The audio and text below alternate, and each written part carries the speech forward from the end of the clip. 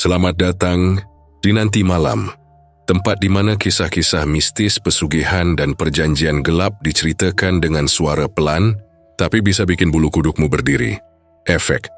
Tiupan angin kencang, suara kain berkibar di sini.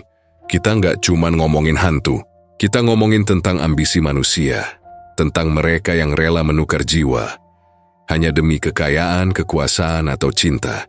Karena kadang bukan setan yang menakutkan, tapi keinginan manusia sendiri. Nama saya narator dari Nanti Malam, dan malam ini aku mau bawa kamu ke satu cerita dari kampung kecil di pinggir hutan. Tempat di mana satu perjanjian kuno masih dipercaya bisa bikin seseorang kaya raya dalam semalam. Tapi, kaya itu cuma sementara. Karena setelah 40 hari, yang memberi akan datang menjemput yang berjanji. Efek suara. Detak jam berdetak lambat, petir menyambar pelan. Orang-orang di sana menyebutnya pesugihan keranda terbang. Sebuah ritual pemanggilan makhluk gaib yang wujudnya menyerupai keranda kayu berbalut kain kafan, melayang di langit malam tanpa suara. Katanya si pepuntar yang berani memanggilnya akan dikasih uang 1 miliar rupiah, lengkap dengan keberuntungan yang seolah datang dari mana aja. Tapi perjanjiannya sederhana dan mematikan. Nikmati semua itu selama 40 hari. Setelah itu, tubuhmu akan diangkat oleh keranda itu sendiri.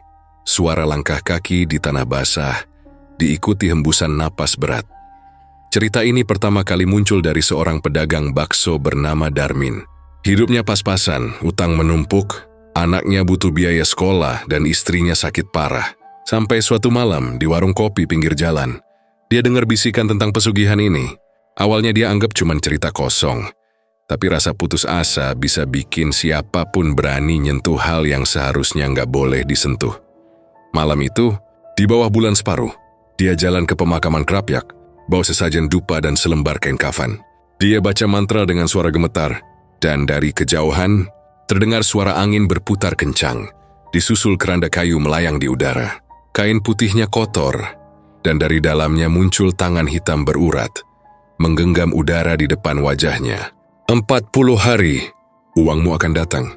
Setelah itu nyawamu jadi milikku. Efek suara, detak jam makin cepat, napas tersengal. Dan benar saja, besoknya Darmin jadi kaya mendadak. Tapi sejak hari itu, tiap malam ada suara diseret dari atap rumahnya. Sampai akhirnya, tepat di hari ke-40, warga kampung dengar suara keranda terbang melintas di langit, dan Darmin ditemukan meninggal dengan mata terbuka lebar, seolah masih menatap sesuatu di atasnya. Suara gong kecil lalu hening. Jadi, sebelum kamu tidur malam ini, ingat kalau ada suara angin kencang lewat di atas rumah, dan kamu mencium bau bunga 7 rupa tanpa tahu dari mana asalnya. Mungkin keranda terbang lagi mencari orang baru untuk diajak berjanji. Saya narator dari Nanti Malam, dan inilah kisah pesugihan keranda terbang, perjanjian 40 hari sebelum ajal. Malam itu, angin di kampung Tegalwangi terasa aneh. Dingin tapi bukan dingin biasa. Udara seolah membawa sesuatu yang berat. Aroma tanah basah bercampur bau dupa samar-samar dari arah pemakaman tua di ujung kampung. Tegalwangi memang dikenal kampung yang tenang, tapi juga penuh cerita gelap. Orang-orang tua sering bilang, jangan pernah ngomongin hal-hal yang berhubungan dengan kematian saat malam sudah lewat jam 9. Apalagi kalau sedang di luar rumah. Ana sing nengrunggoke, kata mereka. Tumda yang mendengarkan. Cerita paling terkenal di kampung itu adalah tentang keranda terbang. Katanya, itu bukan cuma keranda biasa. Bukan keranda yang dipakai orang-orang buat ngangkut jenazah dari rumah ke makam. Keranda itu hidup. Makhluk gaib yang muncul kalau dipanggil dengan cara tertentu. Tak semua orang bisa melihatnya, tapi mereka yang berani manggil, katanya bakal dikasih rezeki besar, tapi juga ajal yang cepat. Cerita itu sudah lama beredar, turun dari mulut ke mulut, tapi tidak ada yang benar-benar tahu siapa yang pertama kali ngalamin. Orang-orang kampung cuma tahu satu hal. Kalau angin tengah malam tiba-tiba berputar, dan dari kejauhan terdengar suara kayu diseret pelan, itu tandanya keranda terbang sedang melintas. Biasanya di setelah itu akan ada kabar duka. Selalu begitu, Darmin tahu semua cerita itu. Ia sering dengar waktu masih kecil dulu. Tapi setelah dewasa, ia lebih banyak mikirin cara buat bertahan hidup. Ia cuma tukang bakso keliling yang tiap hari dorong gerobak dari ujung ke ujung kampung. Penghasilannya pas-pasan, bahkan sering nggak cukup buat beli obat istrinya yang sakit paru-paru. Anaknya, Dira, sudah jarang sekolah karena sering bantu ibunya di rumah. Darmin sering ngeluh dalam hati, "Gusti, kapan nasibku berubah?" Katanya pelan setiap kali lihat istrinya batuk sampai keluar darah. Dia udah kerja keras, tapi seolah hidupnya mentok di situ-situ aja. Kadang dia iri lihat tetangganya yang mendadak kaya. Rumahnya direnovasi, motornya baru, anaknya bisa kuliah ke kota. Tapi kalau ditanya kerja di mana, jawabannya selalu muter-muter. Usaha kecil, men. Rezeki nggak disangka-sangka. Malam itu sekitar jam 10, Darmin duduk di warung kopi Pak Hadi. Warung kecil itu terletak di pinggir jalan, di bawah pohon beringin besar. Lampunya cuma satu bohlam kuning yang kedap-kedip. Diterangi cahaya temaram dari bara rokok. Orang-orang yang nongkrong di sana. Mereka ngobrol macam-macam, dari harga beras, politik, sampai cerita-cerita mistis. Kalian pernah dengar nggak soal pesugihan keranda terbang? Suara seorang bapak tua bersarung, namanya Mardikun, tiba-tiba bikin suasana mendadak hening. Orang-orang yang tadinya ketawa langsung diam. Pak Hadi, si pemilik warung, bahkan sempat berdeham kecil. "Waduh, jangan dibahas malam-malam, Pak," kata Pak Hadi sambil menatap keluar warung. Tapi Mardikun cuma tertawa kecil. Ini cuma cerita kok. Dulu waktu muda, aku pernah dengar sendiri dari orang Banyumas. Katanya ada pesugihan yang bisa ngasih uang 1 miliar, tapi dia menatap ke arah Darmin yang duduk paling ujung. "Umurmu cuma 40 hari setelahnya." Darmin menegakkan tubuhnya. 40 hari? Tanyanya. "Iya," jawab Mardikun pelan. "Setelah itu, keranda terbang bakal datang sendiri. Malam-malam, waktu semua orang tidur, kau bakal dengar suara seret kayu. Terus kain kafan putihnya kelihatan di langit. Nggak ada yang bisa nolong. Kalau waktumu sudah sampai, keranda itu yang bakal ngangkat jasadmu."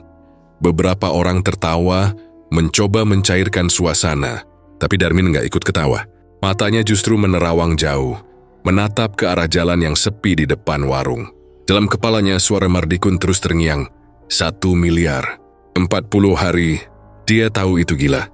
Tapi saat pikiran soal uang muncul, logika bisa jadi kabur. Uang segitu banyak bisa bikin istrinya berobat ke rumah sakit besar di kota. Anaknya bisa sekolah lagi. Hidupnya bisa berubah, malam makin larut. Satu persatu orang pamit pulang.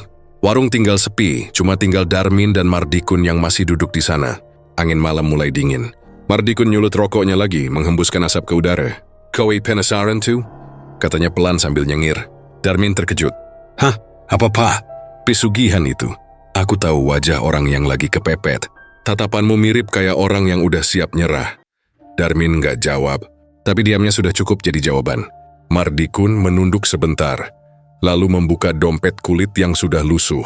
Dari dalamnya, dia ngeluarin selembar kertas tua. Warnanya kekuningan kayak daun kering. "Kalau kau benar-benar mau tahu, ini mantranya.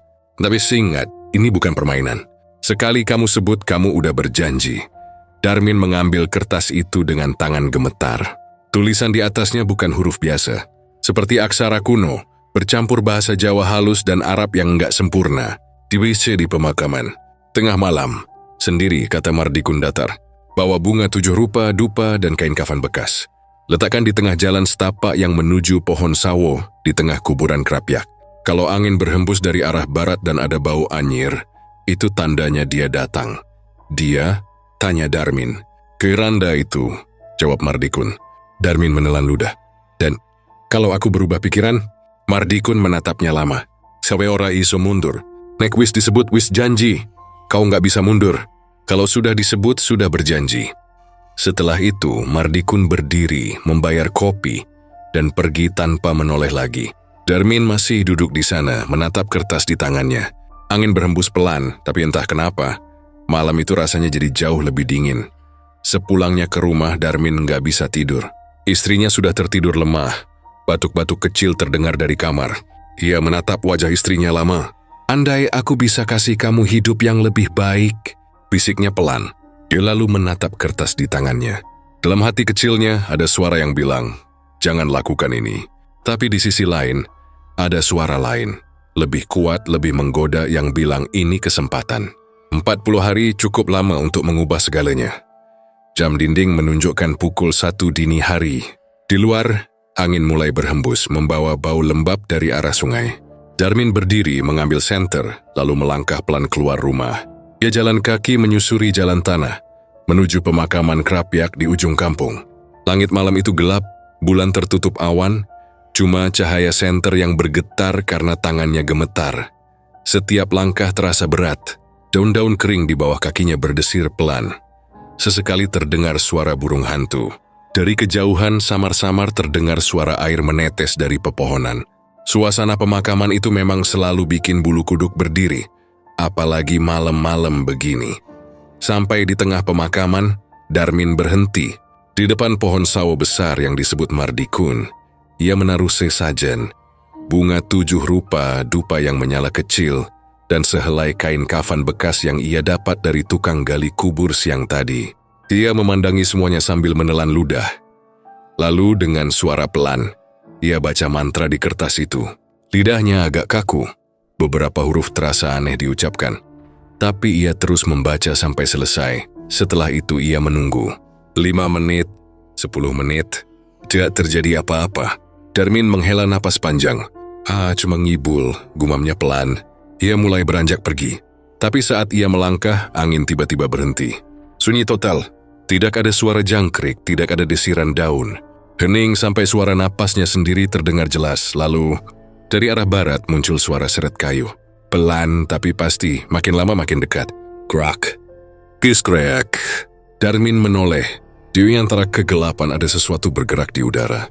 Hitam, panjang, dengan kain putih berkibar-kibar di ujungnya. Matanya membesar. Itu keranda kayu, melayang beberapa meter dari tanah. Dari dalamnya muncul tangan hitam berurat menggantung di udara. Suara berat keluar dari arah benda itu. 40 hari. Uangmu akan datang. Setelah itu nyawamu jadi gantiannya. Darmin terpaku. Bibirnya kaku, tubuhnya gemetar. Yone ingin lari, tapi kakinya tak bisa digerakkan. Hanya bisa menunduk, menutup mata. Saat ia buka mata lagi, keranda itu sudah menghilang. Hanya tersisa bau anyir dan kain putih kecil yang jatuh di tanah, seolah sobekan dari kafan. Darmin berdiri kaku beberapa saat sebelum akhirnya lari pulang secepat-cepatnya. Begitu sampai rumah, ia langsung masuk kamar, menggenggam tangan istrinya yang masih tidur. Jantungnya masih berdebar, tubuhnya gemetar hebat. Seperti yang baru saja terjadi bukan mimpi. Dan di dalam hati kecilnya, ia sadar, malam itu, ia baru saja membuat perjanjian yang tidak bisa dibatalkan.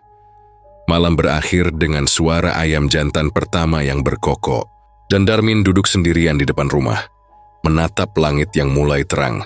Di tangannya sobekan kain putih itu masih ada, basah oleh keringatnya sendiri.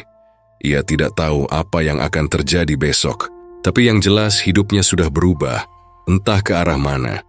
Dan di kejauhan dari arah barat, samar-samar terdengar lagi suara seret kayu pelan menghilang di telan angin. Malam itu, jam sudah menunjukkan pukul 12 lewat sedikit. Darmin duduk di depan rumahnya sambil menatap ke arah langit yang ditutupi awan hitam. Tak ada bintang, tak ada cahaya bulan. Hanya angin yang bertiup pelan, membawa aroma lembab dari arah sungai. Rumah-rumah di kampung Tegalwangi sudah lama terlelap. Hanya beberapa lampu minyak di teras yang masih menyala temaram. Di dalam rumah, istrinya masih tidur. Wajahnya pucat, napasnya berat.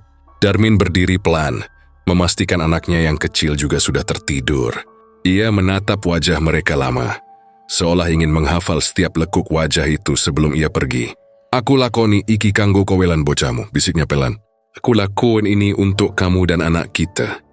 Ia lalu membuka pintu, melangkah keluar dengan langkah perlahan. Di tangannya ada bungkusan kecil berisi bunga 7 rupa, dupa, dan sehelai kain kafan bekas yang ia dapat dari tukang gali kubur siang tadi.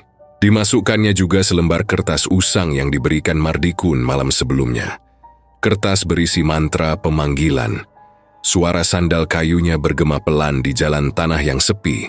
Di kanan kiri jalan, pohon-pohon pisang bergoyang tertiup angin, menimbulkan bayangan bergerak di tanah. Kadang terdengar suara ranting patah. Entah karena angin, entah karena sesuatu yang lain. Di kejauhan burung hantu bersuara 2 kali, kuk, kuk, dan menghilang. Pemakaman Krapyak terletak agak jauh dari perkampungan sekitar 1 kilometer. Letaknya di tengah kebun bambu, dikelilingi semak liar dan pepohonan besar. Dari dulu orang-orang memang jarang ke sana malam-malam. Bahkan tukang gali kubur pun tak mau lewat situ kalau sudah lewat jam 11.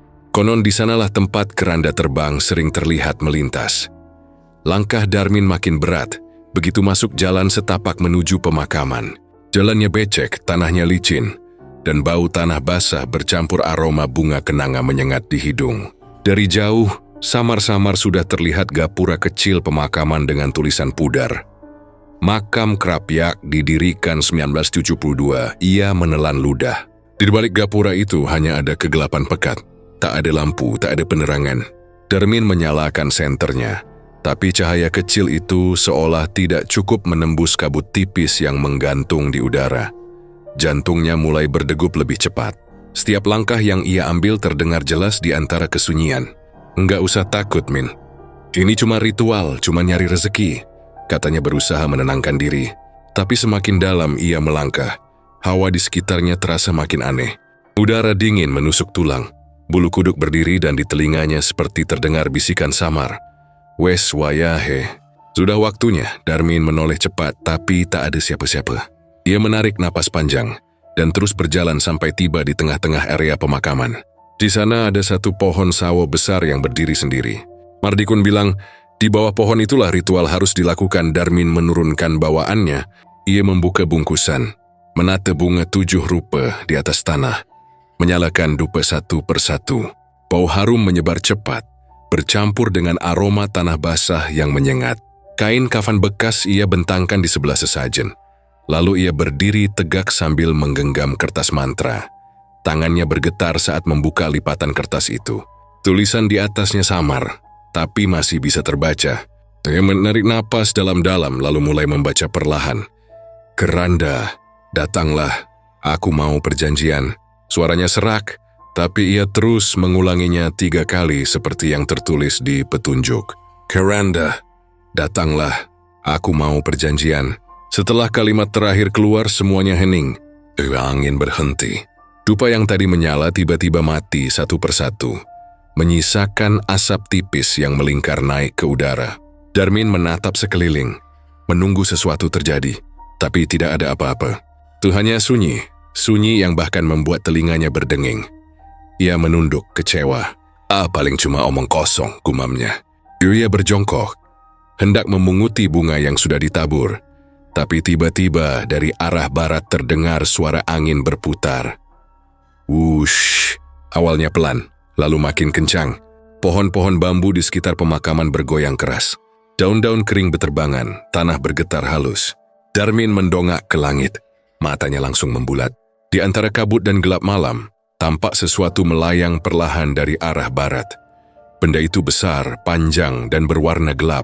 Kain putih melambai-lambai di ujungnya, seperti terbang tanpa arah. 1 langkah mundur, 2 langkah. Tapi benda itu semakin dekat, semakin jelas. Itu keranda. Keranda kayu berwarna coklat tua, dengan tali-tali hitam yang terurai di ujungnya. Kain kafan putih melilit bagian atasnya, berkibar diterpa angin. Tapi yang membuat darah Darmin membeku adalah keranda itu melayang. Tidak ada orang yang mengangkat, tidak ada tali yang menahan. Doi bergerak sendiri di udara, mendekat perlahan dengan suara kayu berderak. Gerak, gerak. Suara itu datang dari dalamnya. Darmin kaku di tempat, kakinya seolah menempel di tanah. Keranda itu berhenti beberapa meter di depannya. Bau anyir darah tiba-tiba menusuk hidung, dan udara di sekitarnya menjadi sangat dingin, sampai uap napasnya terlihat. Dari sela-sela kain putih di atas keranda itu, keluar tangan hitam berurat panjang dan kurus. Tangan itu bergerak pelan, seolah meraba udara di depan Darmin. Suara napas berat terdengar, seperti makhluk yang baru bangun dari tidur panjang. Lalu terdengar suara parau, dalam dan berat, entah dari arah mana. 40 hari, Darmin gemeter. Suara itu bergema di kepalanya, seolah langsung berbicara di dalam pikirannya. Uangmu akan datang. Suara itu berhenti sebentar. Tapi kalau melanjutkan sini, setelah itu, nyawamu jadi gantiannya. Darmin ingin bicara, tapi suaranya lenyap. Hanya bisa menunduk, matanya basah. Entah karena takut, entah karena sadar apa yang baru saja ia lakukan. Keranda itu masih melayang di depannya, kemudian berputar pelan seolah mengelilinginya. Darmin bisa merasakan hawa dingin luar biasa saat keranda itu bergerak melewati punggungnya. Lalu tiba-tiba, semua berhenti. Angin menghilang, kabut menipis. Keranda itu hilang begitu saja, lenyap di udara seperti asap yang tertiup. Darmin terduduk lemas di tanah. Ia menatap ke depan dengan mata kosong. Di hadapannya hanya ada sesajen yang berantakan, dupa yang padam, dan kain kafan yang kini basah seperti terkena embun. Tapi entah kenapa, ada satu benda kecil yang belum ada sebelumnya. Sebuah keping logam hitam berbentuk bulat, seperti koin. Di atas sesajen Ia memungutnya perlahan. Dingin, berat. Di salah satu sisinya, sudah ada ukiran huruf Jawa kuno yang ia tidak mengerti. Ia menggenggam koin itu, memasukkannya ke saku, lalu berlari pulang secepat-cepatnya tanpa menoleh lagi. Sepanjang jalan, suara langkah kakinya menggema di jalan becek, disusul suara angin pelan yang seolah mengikutinya dari belakang. Wes rampung, janji wis digawe. Sudah selesai, janji sudah dibuat. Kewing tidak tahu dari mana suara itu berasal, tapi ia tahu, malam ini ia sudah melakukan sesuatu yang tidak bisa dibatalkan. Sesampainya di rumah, Darmin langsung masuk kamar, duduk di lantai sambil menunduk. Nafasnya masih memburu, keringat dingin menetes di pelipis. Ia memegangi kepalanya yang berat, mencoba meyakinkan diri bahwa semua yang barusan terjadi cuma halusinasi. Tapi di dalam sakunya, koin hitam itu masih terasa berat dan dingin. Ia menatap wajah istrinya yang masih tidur. "Aku ra iso mundur, Le," bisiknya pelan. "Aku nggak bisa mundur." Lalu air matanya jatuh, antara lega dan takut. Malam itu sebelum tidur, ia masih mendengar suara kayu berderak pelan di kejauhan. Tapi Darmin pura-pura tidak peduli. Ia mencoba memejamkan mata, berharap semuanya akan baik-baik saja saat matahari terbit nanti. Namun, jauh di ujung kampung, beberapa warga yang masih terjaga karena ronda malam mengaku melihat sesuatu melintas cepat di langit. Sesuatu yang panjang dan berwarna putih, melayang di atas pepohonan. Mereka tak berani bicara keras-keras, hanya saling pandang dengan wajah pucat. Salah satu dari mereka berbisik, "Keranda iku, keranda mabur, itu keranda terbang." Dan malam itu pun lewat begitu saja, tapi udara di kampung Tegalwangi terasa berbeda. Lebih dingin, lebih berat, seolah ada sesuatu yang baru saja terbangun dari tidurnya, dan kini sedang menunggu waktunya menagih janji. Pagi di kampung Tegalwangi terasa lebih terang dari biasanya. Matahari baru naik sedikit di atas pohon kelapa, dan udara membawa aroma tanah basah sisa hujan malam tadi. Burung-burung kecil berkicau di genteng rumah, dan anak-anak kecil sudah mulai berlarian ke sekolah. Namun di rumah Darmin, sesuatu yang luar biasa baru saja terjadi. Sesuatu yang akan mengubah seluruh hidupnya. Darmin terbangun agak siang, kepalanya berat, masih terasa bayangan mimpi aneh dari malam sebelumnya. Ia memimpikan sesuatu yang tidak jelas. Keranda melayang di langit, dengan kain putih panjang menjuntai sampai menyentuh tanah. Tapi ia tidak bisa bergerak, hanya bisa menatap. Saat ia membuka mata, jantungnya masih berdetak cepat. Ia menatap istrinya yang masih tidur.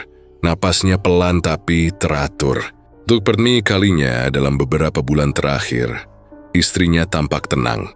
Tidak batuk, tidak menggigil. Darmin berdiri, mengambil air wudhu, lalu salat subuh. Hatinya masih tidak enak, tapi ia berusaha menenangkan diri.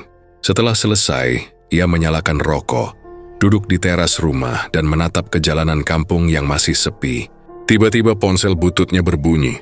Ia lihat layar pesan dari bank. Darmin mengerutkan dahi. Biasanya pesan dari bank cuma berisi notifikasi kecil. Mungkin sisa saldo hasil jualan bakso kemarin. Tapi kali ini, tulisannya panjang. Saldo rekening Anda bertambah, Siwiri Wamiri. Tangannya langsung gemetar. Ia membaca ulang 3 kali, memastikan tidak salah lihat. Tapi angka itu tetap sama. 1 miliar. Uangnya. Ia berdiri, matanya melotot. Ya Allah. Suaranya tercekat. Ia hampir tidak percaya. Ia pikir itu kesalahan sistem. Tapi saat ia ke bank siang harinya, teller di sana memastikan bahwa uang itu benar-benar ada di rekeningnya. Tidak ada nama pengirim, hanya tertulis transfer anonim. Berita itu cepat menyebar. Di kampung kecil seperti Tegalwangi, kabar seperti itu ibarat api yang membakar ladang kering. Dalam hitungan jam, semua orang tahu. Darmin mendadak kaya. Katanya dapat warisan. Bisa jadi menang lotre. Macam-macam omongan keluar dari mulut warga. Tapi Darmin hanya tersenyum. Ia tidak menjelaskan apapun. Ia hanya bilang, rezeki wis teko, ora usah ditakoni. Rezeki sudah datang, tidak usah ditanya. Beberapa hari berikutnya, rumah Darmin berubah cepat. Tukang datang membenahi dinding yang sudah retak. Cat baru dipulas. Ia beli motor matic untuk anaknya. Bahkan memesan mobil bekas untuk antar dagangan. Gerobak baksonya diganti yang baru. Lengkap dengan spanduk besar bertuliskan bakso Pak Darmin. Gurih, halal, mantap. Orang-orang datang membeli. Bukan hanya karena rasa baksonya, tapi karena ingin tahu seperti apa rasanya makan di warung orang kaya baru. Darmin mulai sibuk, senyumnya selalu lebar. Dia memberi sedekah ke masjid, membagi rezeki ke tetangga. Semua orang memujinya, menyebutnya dermawan. Namun di balik semua itu, Darmin mulai merasakan sesuatu yang tidak enak. Malam-malamnya berubah. Saat itu semua orang tidur, rumah Darmin tidak pernah benar-benar tenang. Dari atap rumah terdengar suara gerak, grok. Seperti kayu diseret perlahan, kadang disertai bunyi berat seperti benda jatuh. Tapi saat diperiksa, tidak ada apa-apa. Istrinya beberapa kali terbangun karena kaget. Jadi setiap kali si Darmin hanya berkata, tikus mungkin. Nanti saya pasang perangkap. Tapi di dalam hatinya, ia tahu itu bukan tikus. Suatu malam, jam 2 lewat sedikit, Darmin terbangun. Tidak tahu kenapa, matanya langsung terbuka begitu saja. Udara di kamarnya dingin, padahal semua jendela tertutup. Dia menatap ke arah langit-langit, lalu mendengar suara samar. Bukan kayu, bukan angin, tapi suara seperti azan. Allahu Akbar, Allahu Akbar. Tapi suaranya aneh, pelan, berat, dan datang dari arah luar, dari langit. Suara itu tidak selesai, hanya sampai kalimat kedua, lalu berhenti kemudian mengulang lagi. Dia melirik jam dinding, pukul 2:05. Belum waktunya subuh, tubuhnya merinding. Ia menatap istrinya yang masih tidur, dan berusaha meyakinkan diri. Paling orang latihan azan, katanya pelan. Tapi siapa yang latihan jam segitu? Keesokan harinya istrinya bercerita dengan wajah pucat. Ini aku mimpi aneh, katanya. Kenapa? Tanya Darmin sambil menyalakan rokok. Ibu mimpi, ada keranda lewat di depan rumah. Terbang pelan, putih, kainnya panjang banget. Ibu lihat dari jendela tapi nggak bisa gerak. Rasanya medeni tenan min, rasanya benar-benar menakutkan. Darmin terdiam, rokok di tangannya nyaris jatuh. Tapi ia tersenyum kecil. Namanya juga mimpi, Bu, jangan dipikirin. Namun setelah itu, kejadian-kejadian aneh terus datang. Suatu malam, ia menemukan uang logam hitam. Keping yang dulu muncul di pemakaman tiba-tiba pindah tempat. Tadinya disimpan di laci, tapi entah kenapa pagi-pagi sudah ada di meja makan. Lain waktu, uang logam itu tiba-tiba jatuh dari saku bajunya. Padahal ia tidak merasa membawanya. Anaknya juga mulai sering menangis tengah malam. "Bapak, ada yang duduk di atas lemari," kata Dira sambil menunjuk ke sudut kamar. Darmin memandang ke arah yang ditunjuk anaknya. Tidak ada apa-apa, hanya bayangan gelap di pojokan. Tapi jantungnya berdegup keras karena entah kenapa ia merasa benar. Ada sesuatu di sana, sesuatu yang memperhatikan mereka dari kegelapan.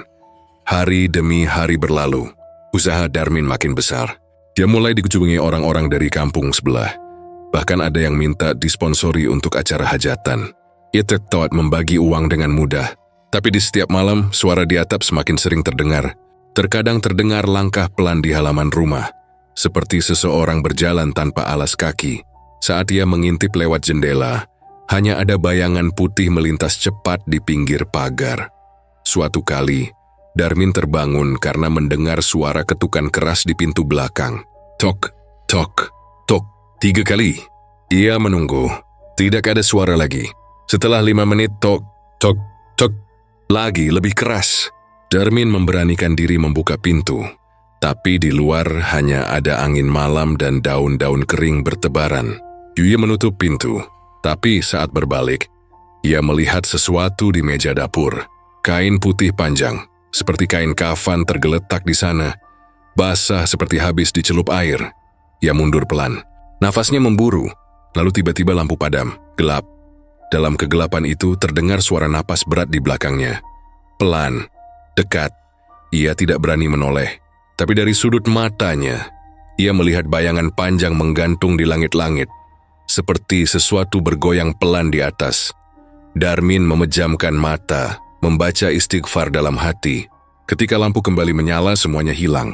Kain putih di meja sudah tidak ada. Hanya tersisa bau anyir samar di udara, bercampur bau dupa yang terbakar. Pagi harinya, Darmin berusaha menepis rasa takut itu. Yumi Tiup berjualan seperti biasa.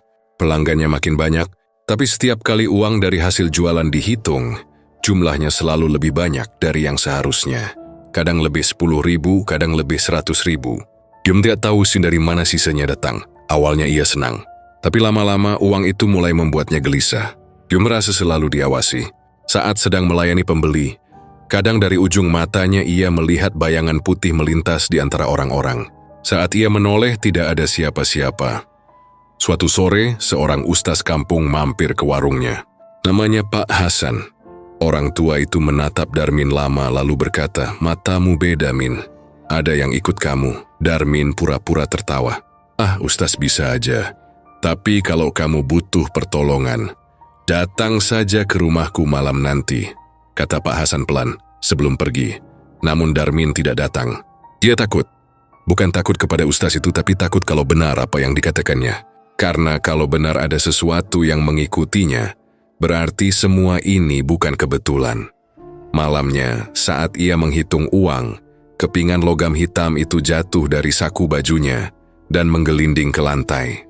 Saat ia hendak memungut, tiba-tiba koin itu bergerak sendiri, pelan, berputar, lalu berhenti menatapnya, ya, seolah koin itu punya mata. Darmin menjatuhkan dompetnya, mundur. Dadanya sesak. "Ojo nyedak aku. Jangan dekati aku," teriaknya spontan. Tapi koin itu berhenti diam, lalu retak sedikit di bagian tengah. Dari retakan kecil itu keluar asap tipis berwarna abu-abu, dan suara lirih seperti seseorang tertawa kecil. Darmin jatuh terduduk. Jadi menutup wajahnya dengan kedua tangan, gemetar. Setelah beberapa saat, koin itu kembali diam. Tidak ada lagi yang keluar. Namun sejak malam itu ia tahu, pesugihan itu bukan hanya tentang uang. Ada sesuatu yang hidup di dalamnya, sesuatu yang kini sudah menempel pada dirinya. Hari-hari berikutnya berjalan aneh. Setiap kali hujan turun, ia bisa mendengar suara keranda dari jauh, suara kayu diseret, dan kadang ada bau bunga 7 rupa terbawa angin. Istrinya makin sering bermimpi buruk. Anaknya mulai takut keluar rumah, dan Darmin, meski kaya, tidak pernah benar-benar tidur nyenyak lagi. Namun setiap kali rasa takut itu muncul, ia selalu menenangkan diri. Paling cuma halusinasi. Nikmatin aja dulu, nanti dipikirin lagi. Kalimat itu terus ia ulang. Seperti mantra pembenaran bagi dirinya sendiri. Ia tahu waktunya berjalan. Hari-hari berlalu cepat, dan jauh di dalam hati kecilnya ada sesuatu yang mulai berbisik pelan. Menghitung mundur tanpa suara. 40 hari. Tiap malam bisikan itu semakin jelas, dan Darmin meski tahu tetap pura-pura tidak mendengarnya. Karena kadang, manusia memang lebih suka membohongi diri sendiri daripada menghadapi kebenaran yang menakutkan. Hari ke-30 sejak perjanjian itu, udara di rumah Darmin terasa semakin berat. Tidak hanya pengap, tapi seolah-olah ada sesuatu yang menggantung di setiap sudut. Sesuatu yang menekan dada setiap kali malam datang. Cahaya matahari siang pun terasa redup, seperti tertahan oleh kabut halus yang entah muncul dari mana. Burung-burung tidak lagi hinggap di atap rumahnya. Bahkan ayam-ayam di halaman belakang mulai mati satu persatu, tanpa luka, tanpa sebab. Pagi itu, Darmin berdiri di depan kandang ayam dengan wajah kusut. 5 ekor ayamnya tergeletak kaku. Tidak ada darah, tidak ada gigitan, tapi lehernya bengkok ke arah aneh. Yuri menatapnya lama, lalu menghela napas berat.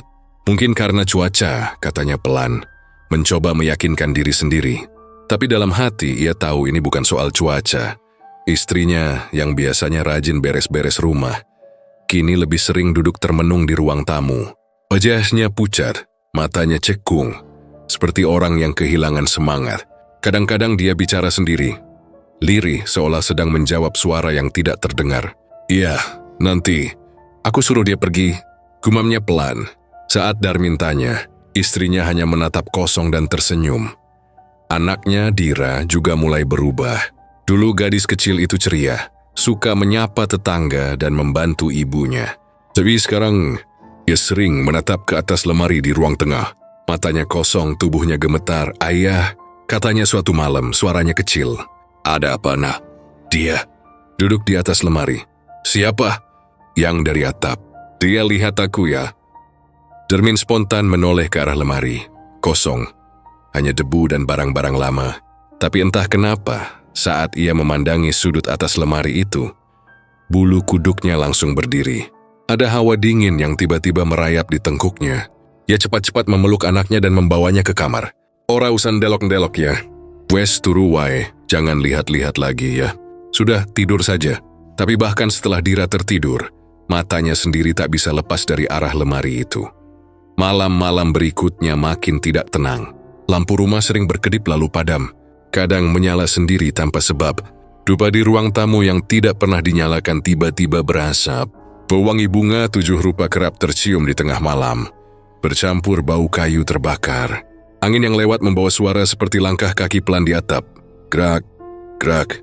Suara itu datang hampir setiap malam. Makin lama makin keras seperti ada yang sedang menyeret kayu berat di atas genteng. Darmin sudah tidak bisa tidur nyenyak lagi. Matanya merah karena kurang tidur, dan pikirannya dipenuhi rasa bersalah yang terus menghantui. Ia ingat jelas suara parau dari pemakaman malam itu. 40 hari. Sekarang hari ke-30. Artinya waktu tinggal 10 hari lagi. Sore itu Darmin nekat mendatangi rumah Pak Hasan, ustaz yang dulu sempat menasihatinya. Rumah itu berada di pinggir kampung, di dekat pohon beringin besar. Saat ia mengetuk pintu tidak ada jawaban. Ia mengetuk lagi lebih keras. Setelah beberapa saat, pintu terbuka perlahan. Pak Hasan muncul dengan wajah serius. "Kowe teko aku meneh, Min. Kamu datang lagi ke aku, Min." Darmin menunduk. "Saya butuh bantuan, Pak. Saya salah besar." Pak Hasan menatapnya lama. "Aku wis ngomong. Kowe wis janji karo sing dudu menungso. Saiki piye?" "Aku sudah bilang. Kamu sudah berjanji dengan yang bukan manusia. Sekarang mau apa?" Darmin menggenggam tangannya sendiri, gemetar. "Saya nggak mau mati, Pak. Tolong saya." Ustaz itu menarik napas panjang, lalu menggeleng pelan. "Gawe ora iso diapa-apa ke maneh, Min. Perjanjianmu wis mlaku. Aku mung ison donga supaya keluargamu ora ketarik bareng. Kamu sudah tidak bisa ditolong, Min. Perjanjianmu sudah berjalan.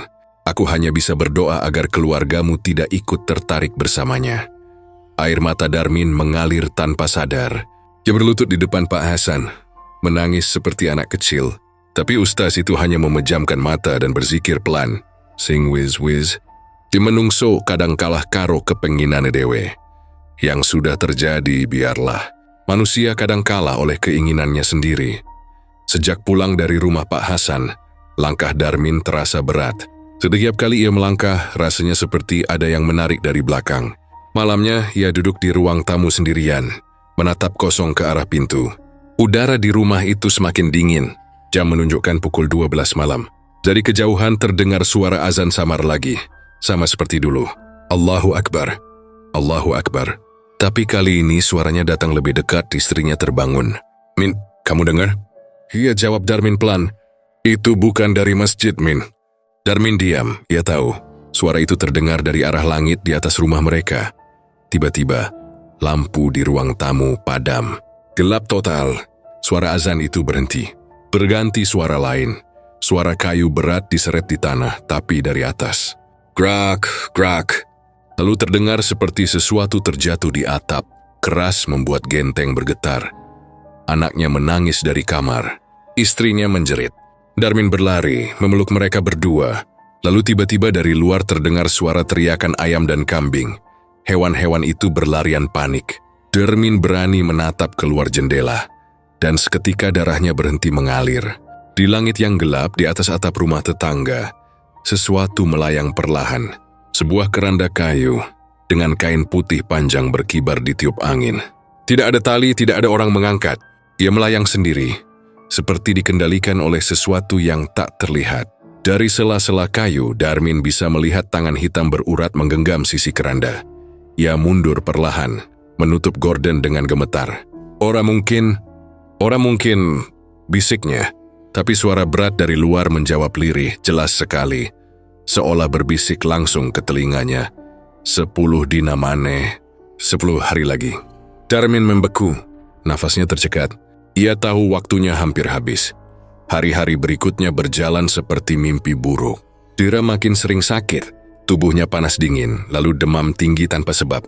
Dokter bilang tidak ada penyakit apapun. Setiap malam anak itu bicara dalam tidur. "Ayah, dia nunggu di luar." Dia bilang, "Waktumu hampir." Istrinya pun mulai melihat hal-hal yang tidak seharusnya terlihat. Dia pernah menjerit di dapur karena melihat bayangan putih melintas di cermin. Suatu malam saat mencuci piring, air keran berubah warna menjadi merah pekat seperti darah. Tapi saat diperiksa pagi harinya, airnya normal lagi. Darmin mencoba menghindar dari kenyataan itu dengan menenggelamkan diri dalam kerja. Dia terus berjualan, terus membagikan uang, berharap amal bisa menebus dosanya. Tapi di setiap tempat yang ia datangi, selalu ada tanda-tanda kehadiran mereka. Kadang saat ia menaruh mangkuk bakso di meja pelanggan, ada bau bunga melati tiba-tiba menyengat. Kadang saat menghitung uang di malam hari, uang kertasnya terasa dingin dan basah, seolah baru diambil dari liang kubur. Puncaknya terjadi di malam ke-35. Hujan deras mengguyur kampung Tegalwangi. Petir menyambar, angin bertiup kencang. Darmin duduk di ruang tamu, mencoba tidur tapi tidak bisa. Di luar terdengar suara seperti langkah kaki menyusuri jalan depan rumah. Perlahan, basah, tap, tap, tap. Ia mengintip dari celah jendela. Seseorang berpakaian putih berjalan perlahan di tengah hujan, tapi langkahnya tidak menyentuh tanah. Bayangan itu melayang sedikit di atas permukaan. Saat melewati lampu jalan, Darmin bisa melihat wajahnya. Kosong, pucat, tanpa mata. Tubuh Darmin langsung lemas. Ia menutup tirai, memeluk dirinya sendiri. "Gusti, tolong aku." "Ya Tuhan, tolong aku." Tapi doa itu terasa menggantung, tidak sampai ke langit. Malam itu ia tidak tidur. Suara dari atap makin keras, seperti keranda diseret bolak-balik. Kadang ada suara dentuman berat, seolah sesuatu jatuh ke lantai atas. Tapi rumahnya cuma satu lantai. Dari arah kamar istrinya menangis pelan. Dira menggigil di pelukannya. Mata anak itu menatap kosong ke arah pintu. "Dia sudah di luar ya," katanya pelan. "Siapa?" "Yang bawa keranda." Darmin menatap pintu depan. Hembusan angin membuat daun pintu bergetar pelan. Ia tahu sesuatu menunggu di baliknya. Tapi ia tidak berani membuka. Hanya bisa duduk, memeluk anaknya, menunggu malam berlalu. Keesokan paginya, ketika matahari muncul, suasana rumah tampak berbeda. Tenang tapi bukan tenang yang menenangkan. Seperti tenang sebelum badai. Udara di sekitar rumah dingin dan berembun. Di depan pintu, Darmin menemukan bunga 7 rupa berserakan. Basah oleh embun, seolah seseorang meletakkannya diam-diam malam tadi. Wajah Darmin pucat. Dia mengambil satu tangkai melati, lalu mencium. Baunya persis sama dengan bau yang selalu datang setiap kali suara keranda terdengar. Dia menjatuhkan bunga itu dan berlari masuk rumah. Menutup semua jendela, menyalakan semua lampu. Tapi bahkan di siang hari pun, bayangan gelap masih terlihat di sudut-sudut ruangan. Hari ke-39, langit Tegalwangi mendung berat. Tidak ada angin, tapi daun-daun bergoyang sendiri. Warga kampung menatap rumah Darmin dengan rasa takut. Mereka semua setua ada sesuatu yang tidak beres di sana. Seekor anjing peliharaan tetangga menyalak tanpa henti. Tapi saat mendekati pagar rumah Darmin, hewan itu langsung diam. Ekornya masuk di antara kakinya, lalu keluar dengan merengek. Malam itu Darmin tidak makan. Ia hanya duduk di ruang tamu, menatap jam dinding yang berdetak pelan. Setiap detik terasa seperti palu yang memukul jantungnya. Istrinya berdoa di kamar, Dira tidur dengan demam. Hujan mulai turun lagi. Dari luar terdengar suara petir menyambar. Lalu suara itu datang kembali. Grak, grak. Lebih keras. Lebih dekat, Darmin berdiri, tubuhnya gemetar. Dia tahu Anis Falam, ke-40. Waktunya sudah tiba. Malam ke-39, langit di atas Tegalwangi kelam pekat seperti tinta tumpah. Tak ada bintang, tak ada rembulan. Hujan baru saja reda, meninggalkan aroma tanah basah yang menempel di udara. Tapi di rumah Darmin, suasana bukan cuma lembab, melainkan mencekam. Sejak sore, hawa dingin terus merayap masuk ke setiap sudut ruangan. Lampu terasa redup, dan entah kenapa bayangan di dinding tampak bergerak pelan, meski tak ada angin sama sekali. Darmin duduk di ruang tamu, mengenakan sarung dan peci hitam yang sudah lusuh. Di tangannya ada kitab kecil, Yasin, yang sudah mulai pudar sampulnya. Bibirnya gemetar saat melafalkan ayat demi ayat, tapi suaranya berat, seperti ada sesuatu yang menahan dari dalam tenggorokannya. Setiap kali ia mencoba mengucap Allahu, lidahnya terasa kaku. Bismillahirrahmanirrahim. Huruf-huruf itu keluar pelan serak hampir seperti bisikan. Jantungnya berdetak cepat, keringat dingin mengalir dari pelipisnya. Dari arah dapur terdengar bunyi sendok jatuh, ting. Suara kecil tapi membuat tubuh Darmin menegang. Ia berhenti membaca, menatap ke arah suara itu. Tapi tak ada siapa pun di sana. Istrinya sudah tertidur di kamar dengan Dira. Ia kembali melanjutkan bacaan, tapi ayat-ayat yang biasa ia hafal terasa asing di lidah. Ada bisikan pelan yang tiba-tiba muncul di telinganya. Suara berat dan serak, seolah menirukan bacaannya tapi dengan nada mengejek. Bismillahirrahman. Darmin menutup kitabnya, napasnya memburu. Astaghfirullahaladzim. Gumamnya pelan, tapi begitu ia ucapkan itu, suara di luar rumah ikut mengulang. Astagfirullah. Pelan, parau tapi jelas. Darmin berdiri, lututnya gemetar. Ia berjalan ke jendela, mengintip dari celah gorden. Jalan di depan rumah kosong, tapi lampu jalan di ujung gang berkedip-kedip seperti mau padam. Angin bertiup lembut, membawa aroma wangi bunga 7 rupa. Ia tahu bau itu. Bau yang selalu datang sebelum sesuatu muncul. Jam di dinding berdetak keras. Tik-tak, tik-tak. Pukul 2 pagi. Tiba-tiba dari arah dapur terdengar suara pintu terbuka keras krik. Disusul bunyi benda berat jatuh, seperti kayu besar menimpa lantai. Suaranya bergema sampai ke ruang tamu. Darmin membeku. Dia menatap ke arah suara itu. Lalu dengan langkah perlahan ia berjalan ke sana. Setiap langkah terasa berat. Lantai terasa dingin, seperti ada air merembes dari bawah. Lampu dapur redup berkelip-kelip. Pintu belakang terbuka sedikit. Berderit setiap kali angin bertiup. Buaisu panggilnya pelan. Tidak ada jawaban. Ia menelan ludah lalu mendekati pintu. Tangan kirinya gemetar saat memegang gagang pintu itu. Saat ia menariknya pelan-pelan terbuka, tiba-tiba semua pintu rumah terbuka bersamaan. Brak, brak, brak. Pintu depan, kamar, dapur, semua terbuka lebar dengan suara keras yang menggema. Angin malam menerobos masuk, meniup tirai dan kertas-kertas di meja. Lampu bergetar, nyala padam, lalu menyala lagi dengan cahaya kekuningan yang aneh. Dari luar terdengar suara kayu jatuh lagi. Lebih berat kali ini. Duh! Bersamaan dengan itu ayam tetangga berkokok panik, disusul gonggongan anjing dari kejauhan. Udara tiba-tiba beraroma besi karat dan bunga layu. Darmin berdiri terpaku di ambang pintu belakang. Matanya menatap ke arah halaman. Di sana di bawah cahaya lampu jalan yang redup, ia melihat sesuatu yang membuat darahnya berhenti mengalir. Sebuah keranda kayu melayang sekitar 1 meter di atas tanah. Indra Ukedesi yang mengangkatnya. Tidak ada tali, tidak ada orang. Keranda itu bergoyang pelan. Kain putihnya berkibar ditiup angin. Tapi warnanya bukan putih bersih, melainkan putih kusam bercampur merah gelap, seperti baru dicelup darah yang mengering. Dari sela-sela kayu itu menetes cairan hitam ke tanah, menimbulkan bau anyir yang menyengat. Darmin menatap tanpa suara. Tubuhnya gemetar tapi ia tak bisa bergerak. Lalu dari dalam keranda itu terdengar bunyi lirih, seperti sesuatu yang menggerakkan tubuh di dalam sana. Krek, krek, krek. Suara itu disusul napas berat, pelan tapi dalam. Seperti napas seseorang yang sudah lama dikubur dan baru bangkit lagi. Kemudian perlahan, dari celah antara tutup dan badan keranda itu, muncul tangan hitam berurat. Jari-jari panjangnya mencengkeram sisi kayu dengan kuat. Darah hitam menetes dari sela kuku. Darmin mundur, matanya melebar.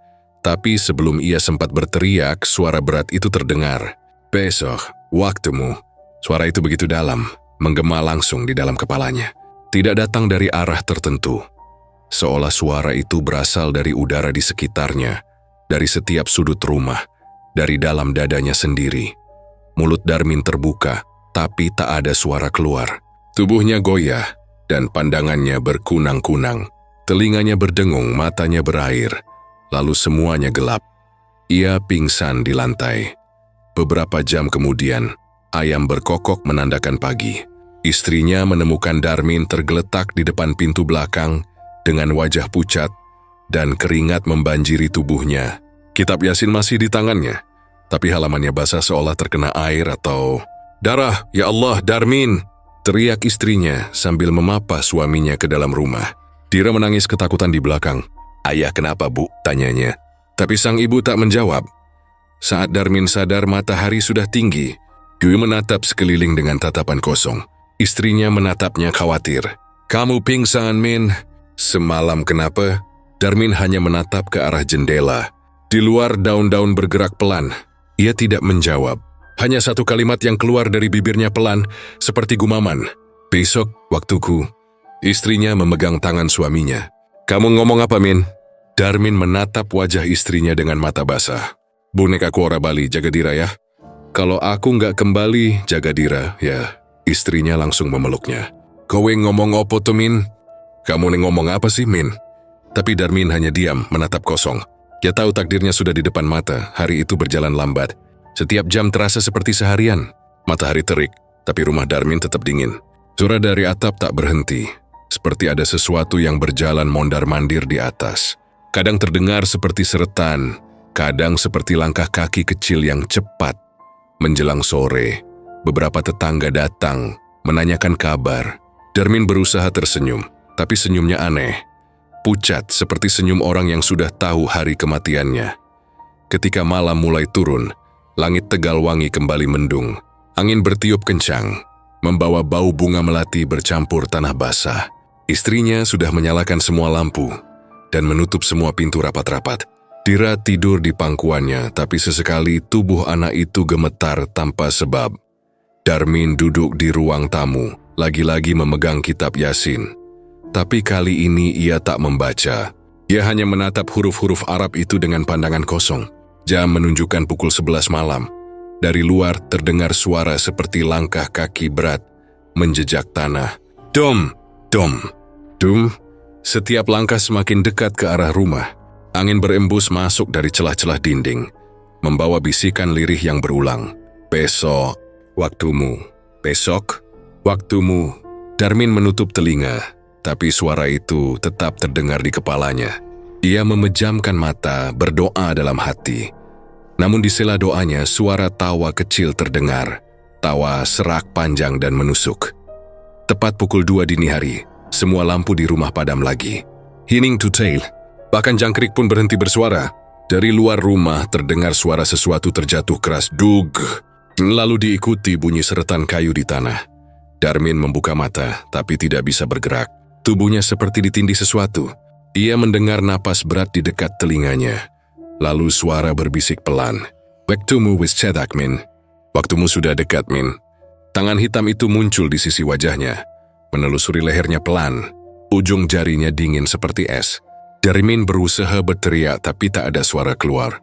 Ia hanya bisa memejamkan mata, menangis tanpa air mata. Kemudian suara itu hilang. Angin berhenti. Rumah kembali sunyi.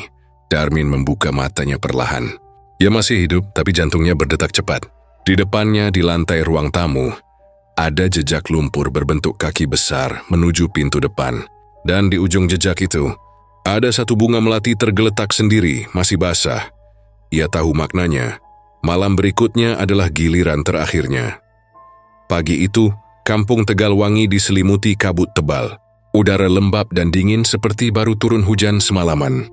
Burung-burung yang biasanya ramai di pepohonan tampak diam. Tidak ada suara ayam berkokok. Tidak ada suara anak kecil main di halaman. Hanya sunyi. Sunyi yang aneh, seperti ada sesuatu yang sedang ditahan bumi untuk tidak berbicara. Sekitar jam 6 pagi, seorang tetangga bernama Pak Jono berjalan ke rumah Darmin. Ia biasa beli bakso untuk sarapan sebelum berangkat kerja. Tapi begitu sampai di depan rumah Darmin, pagar terlihat terbuka setengah, bergoyang pelan diterpa angin. Pintu rumah pun terbuka sedikit, seperti seseorang baru saja keluar tapi tidak menutupnya rapat. "Min." Darmin panggil Pak Jono dari luar. Tidak ada jawaban. Dewi menunggu sebentar, lalu melangkah masuk ke halaman. Aroma aneh langsung menyambutnya. Bau bunga layu bercampur amis besi. Jantungnya mulai berdebar. Ia melangkah pelan ke teras dan di sana ia melihat pintu rumah terbuka lebar. Gordon di jendela sobek seperti dicakar sesuatu. "Min, Mojo guyon to iki ora lucu," katanya pelan berusaha menenangkan diri. Min, jangan bercanda, ini nggak lucu. Tapi lagi-lagi tak ada suara. Pak Jono melangkah ke dalam. Lantai ruang tamu kotor, penuh jejak lumpur yang tampak baru. Ada percikan air yang mengering seperti bekas hujan, padahal semalam cuaca cerah. Dan di tengah ruangan ia melihat sesuatu yang membuat kakinya langsung lemas. Darmin tergeletak di lantai. Tubuhnya kaku, matanya terbuka lebar menatap ke langit-langit. Mulutnya sedikit terbuka, seolah sedang berteriak sebelum napas terakhir. Kulit wajahnya pucat keabu-abuan. Dan dari hidung serta telinganya keluar garis tipis darah hitam. Pak Jono menjerit. Astaghfirullahaladzim, Darmin! Dia mundur beberapa langkah, tangannya gemetar, napasnya tersengal. Ia memanggil tetangga lain dan dalam beberapa menit, rumah Darmin sudah dikerumuni warga. Bu Sarti, tetangga sebelah, menutupi mulutnya dengan tangan. Ya Allah Gusti! Iki tenan Darmin? Ya Tuhan! Ini beneran Darmin. Beberapa bapak-bapak mencoba mendekat, memeriksa tubuhnya. Tapi begitu salah satu dari mereka melihat ke arah langit-langit, dia langsung mundur ketakutan. Di sana, di langit-langit ruang tamu, ada jejak hitam panjang.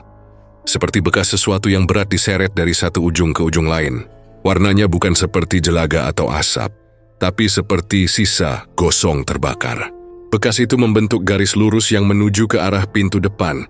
Kayak bekas keranda diseret ya, bisik salah satu warga. Semua orang saling pandang, tak ada yang berani menjawab. Bu Sarti berlari keluar memanggil Ustaz kampung. Ustaz Rahman. Tak lama kemudian Ustaz itu datang dengan wajah serius, membawa tasbih di tangan. Begitu melihat jasad Darmin, ia menarik napas panjang. Inna lillahi wa inna ilaihi raji'un. Ia kemudian menunduk, berdoa sebentar, lalu memeriksa sekeliling ruangan. Kapan ditemukan? Barusan Pak Ustaz, jawab Pak Jono.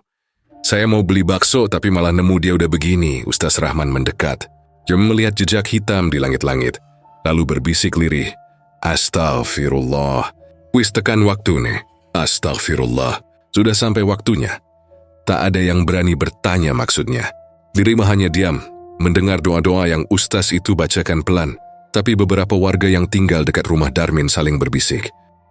Semalam aku krungu suara aneh, kata seorang ibu. Jam loro bengi ono suara kayu diseret ning langit. Aku pikir wong kerja, tapi kok suarane ngelinding terus nganti hilang. Jam 2 malam, aku dengar suara kayu diseret di langit. Kukira orang kerja, tapi suaranya bergulir lama lalu hilang. Yang lain menimpali, aku yo krungu suarane kayak keranda terbang nggulet ing dhuwur omah. Aku juga dengar suaranya kayak keranda melayang di atas rumah. Semakin lama, kabar kematian Darmin makin menyebar. Orang-orang datang berbondong-bondong. Tapi makin banyak yang datang, makin banyak pula hal aneh yang diperhatikan. Pertama, bau anyir darah di ruang tamu tidak hilang meski sudah dibersihkan. Kedua, uang miliaran yang sebelumnya sempat dibicarakan warga. Karena Darmin tiba-tiba kaya mendadak, menghilang tanpa jejak. Tidak ada di rekening, tidak ada di rumah. Tidak ada catatan transaksi. Seolah uang itu lenyap begitu saja bersama nyawanya. Sore itu, jenazah Darmin dimandikan dan disalatkan. Saat kain kafan dibuka sebentar untuk memastikan tubuhnya bersih, beberapa orang yang membantu pemandian melihat sesuatu yang membuat mereka bergidik. Di punggung Darmin, ada bekas panjang seperti luka gosong, dari tengkuk sampai pinggang. Bekas itu bentuknya mirip papan panjang. Seperti tubuhnya sempat ditindih benda berat yang terbakar.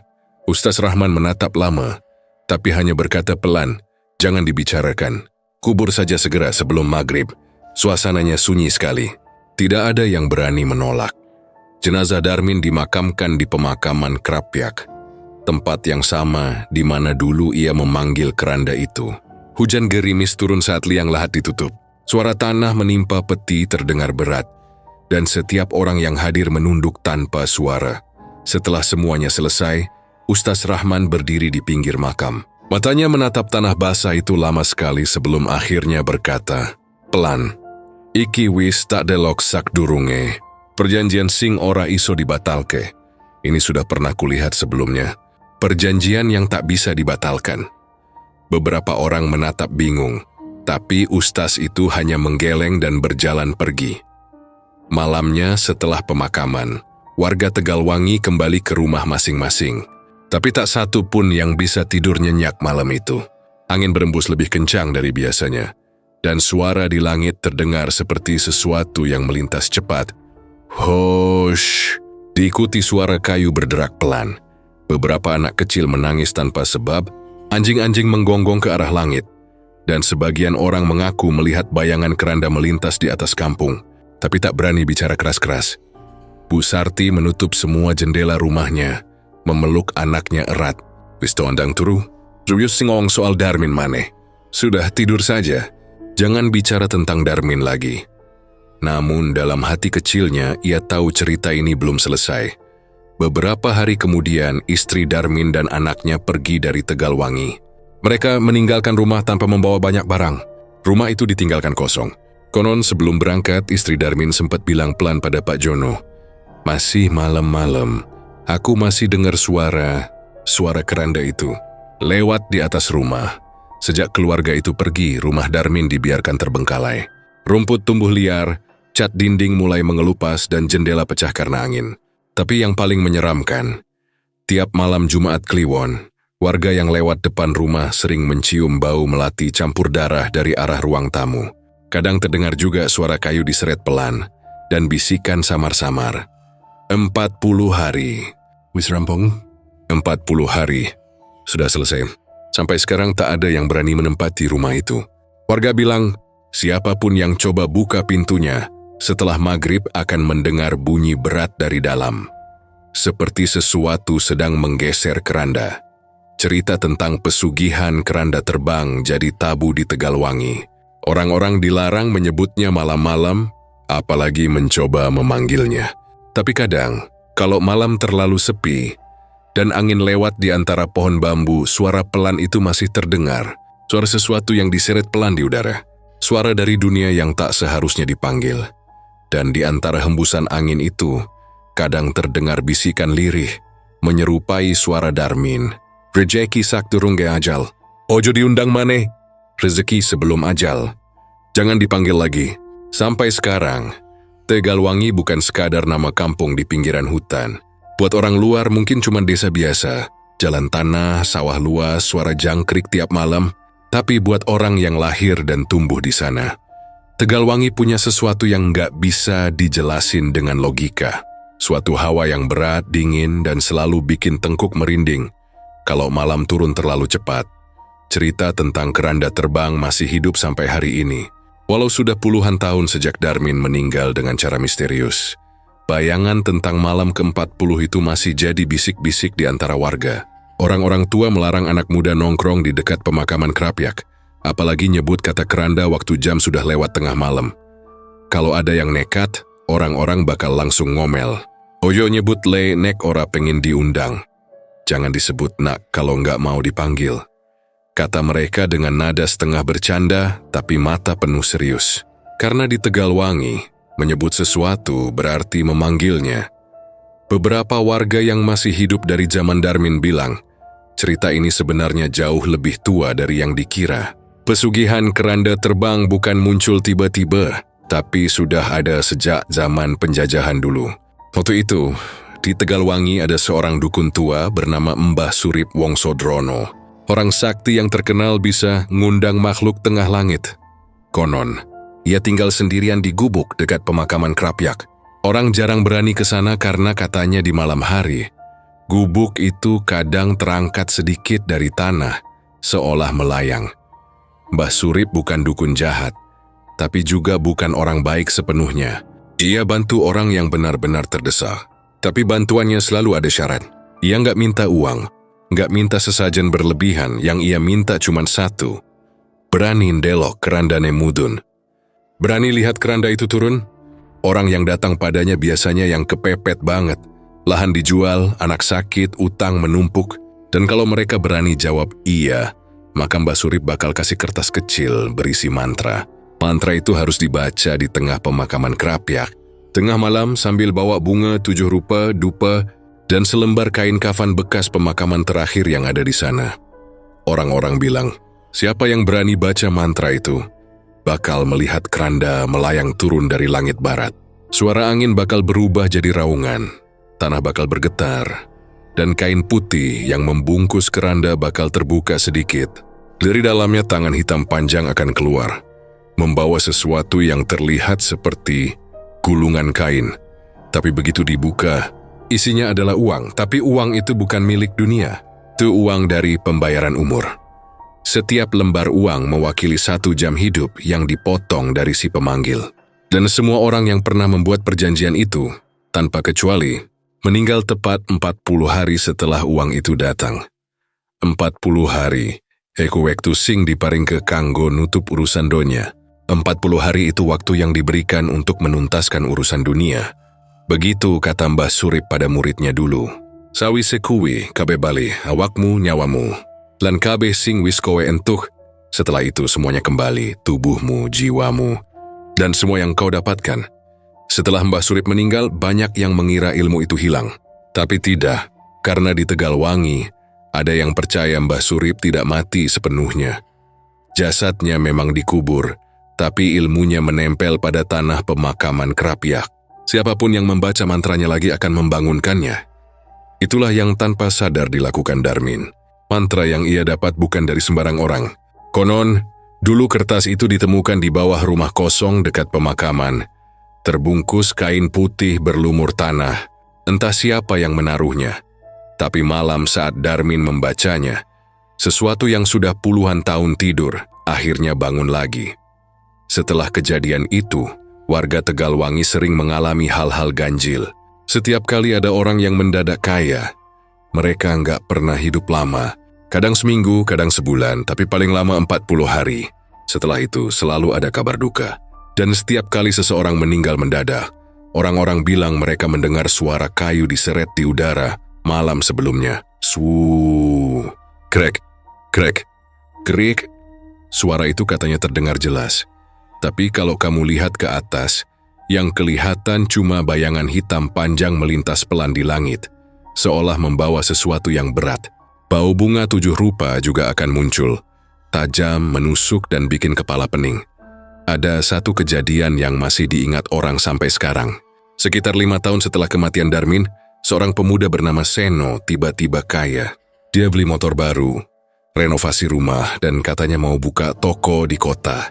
Tapi anehnya, nggak ada yang tahu dia kerja apa. Warga mulai curiga, apalagi setelah beberapa orang bilang mereka lihat Seno sering datang ke makam Krapyak tengah malam. Saat ditanya, dia cuma ketawa. "Ah, aku cuma ngerokok doang, Pak, mikir hidup." Tapi 40 hari setelah itu, Seno ditemukan meninggal di kamarnya. Duduk di kursi dengan mata terbuka lebar, menatap ke langit-langit, dan di langit-langit kamar itu, ada jejak hitam seperti arang diseret, persis seperti yang terjadi pada Darmin. Setelah itu, tak ada lagi yang berani coba-coba. Tapi bukan berarti ritual itu berhenti. Kadang, warga masih menemukan bunga 7 rupa berserakan di pemakaman pagi-pagi. Atau dupa masih menyala di bawah pohon Kamboja padahal nggak ada yang berani datang malam-malam ke sana. Kadang juga ada kain kafan bekas yang hilang dari tempat penyimpanan masjid, lalu muncul lagi 2 hari kemudian, basah seperti baru dipakai. Keranda terbang itu ora ilang. Demi kata Mbah Raji, sesepuh paling tua di Tegalwangi, waktu ditanya anak muda, "Iku mong ndhelik, yenana wong sing de donga nganggo jimat lawas, deweke bakal tangi maneh." Keranda itu tidak hilang, nak, hanya bersembunyi. Kalau ada yang berdoa pakai mantra lama, dia bangun lagi. Dan entah kenapa beberapa tahun terakhir, semakin banyak orang yang datang ke Tegalwangi cuma buat coba-coba. Orang luar kampung yang penasaran sama cerita mistisnya. Mereka datang malam-malam ke pemakaman Krapyak, bawa kamera, lampu senter, dan semangat nekat. Tapi kebanyakan pulang dengan wajah pucat. Ada yang bilang mereka cuma dengar suara angin. Ada yang bilang mereka mencium bau melati padahal tidak ada bunga di sekitar. Namun, ada satu kelompok dari kota yang datang sekitar 3 tahun lalu. Dan sejak itu, tak pernah kembali. Polisi sempat nyelidiki, tapi cuma menemukan mobil mereka terparkir di tepi jalan. Kunci masih di kontak, pintu terbuka. Di kursi belakang ada bunga 7 rupa kering dan 1 dupa yang sudah padam separuh. Sejak malam itu, warga sepakat. Pemakaman Krapyak ditutup setelah maghrib. Tidak ada yang boleh lewat apalagi nongkrong di dekat sana. Bahkan anak kecil diajari dari kecil untuk enggak pernah menyebut kata keranda kalau hari sudah malam. Karena katanya setiap kali kata itu disebut, udara jadi lebih berat dan kadang terdengar suara napas panjang dari arah barat. Mbah Raji pernah bilang, keranda iku dudu setan, dudu jin. Iku utusan pengantar utang janji wong sing orang ngerti batas. Keranda itu bukan setan, bukan jin. Ia utusan, pengantar utang dari janji manusia yang tak tahu batas. Dan memang kalau dipikir-pikir, semua yang memanggilnya bukan orang jahat. Mereka cuma putus asa, tapi pesugihan nggak kenal belas kasihan. Ia hanya menukar apa yang paling berharga, waktu hidup. Sampai sekarang kalau kamu datang ke Tegalwangi malam Jumat Kliwon dan berdiri di dekat pemakaman Krapyak, katanya kamu bisa dengar suara itu. Pelan tapi jelas, kayu diseret di udara, angin berbuta kencang. Lalu bau bunga 7 rupa menyusup ke hidungmu, bikin perut mual. Kalau kamu dengar itu, jangan menoleh. Sering membahayakan tau. Dan jangan sekali-sekali ngomong keranda, karena di saat kamu menyebutnya, konon ia akan tahu kamu mendengarnya. Beberapa orang bilang mereka sempat lihat bayangan panjang melintas di atas kepala, sesuatu yang bentuknya seperti kotak kayu besar, melayang tanpa suara. Kadang berhenti sebentar seolah mengamati, kadang kalau kamu beruntung hanya melintas cepat. Tapi kalau kamu sial, kamu akan mencium bau melati itu sampai ke rumah. Dan kalau itu terjadi, satu-satunya yang bisa kamu lakukan cuma satu. Tunggu 40 hari berikutnya, jangan siksa pada kamu masih hidup. Itulah kenapa, sampai hari ini setiap kali ada orang di Tegalwangi mendadak kaya, orang-orang cuma bisa bisik-bisik sambil menatap ke langit, khawatir dan penasaran. Jangan-jangan, perjanjian 40 hari, dan setiap kali angin malam berhembus membawa bau bunga 7 rupa, warga menutup pintu rumah rapat-rapat, mematikan lampu, dan berdoa dalam hati. Karena mereka tahu, keranda terbang tidak pernah benar-benar pergi. Ia cuma menunggu nama baru untuk ditulis di perjanjiannya. Kadang, kalau kamu lewat sana malam-malam dan lihat cahaya redup di antara pepohonan, jangan dekati. Itu bukan lampu warga. Itu katanya cahaya dupa dari dunia lain. Penanda kalau seseorang sedang dipilih. Dan di Tegalwangi orang bilang, Roh Darmin masih sering terlihat di dekat pemakaman Krapyak, duduk diam di bawah pohon Kamboja. Wajahnya pucat, matanya kosong menatap langit. Setiap kali ada yang lewat, ia akan bicara pelan. Suaranya parau tapi jelas. Wis wayahe, kerandane bali maneh, sudah waktunya. Kerandanya kembali lagi. Tidaknya ku itu tekfalai yang berani menoleh. Karena semua tahu, kalau kamu menatap matanya 40 hari kemudian, kamu takkan ada di dunia ini lagi.